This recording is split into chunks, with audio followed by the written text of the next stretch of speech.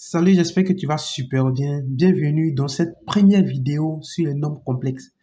Alors, si c'est ta première fois de regarder ma vidéo, je te conseille directement de t'abonner, car tous les jours, je publie des vidéos de mathématiques pour que non seulement tu aies de très bonnes notes en classe, mais aussi à l'examen. Alors, dans cette première vidéo, il est question de déterminer la partie réelle et imaginaire des nombres complexes. Alors, on sait tout simplement que tous les nombres complexes sont sous la forme de z égale à a plus ib. Et le a, c'est la partie réelle, le b, c'est la partie imaginaire.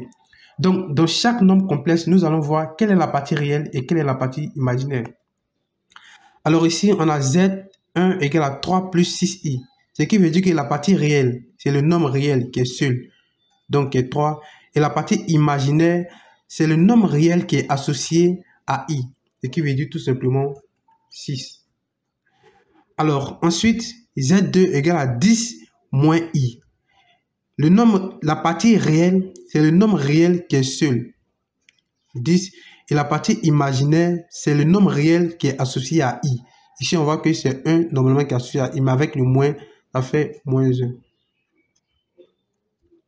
Alors, z3 égale à 5. Ce qui veut dire que la partie réelle, c'est le nombre réel qui est seul. Donc 5. Et la partie imaginaire, c'est le nombre qui est associé à i. Alors, on voit tout simplement que i n'existe pas ici, ce qui veut dire que la partie imaginaire, c'est 0. Alors, enfin, ici, z4 égale à 17i. On voit que le nombre réel, c'est le nombre qui est seul. Mais on voit tout simplement qu'il n'y a aucun nombre qui est seul, dont la partie réelle, c'est 0. Et la partie imaginaire, c'est le nombre qui est associé à i, donc 17.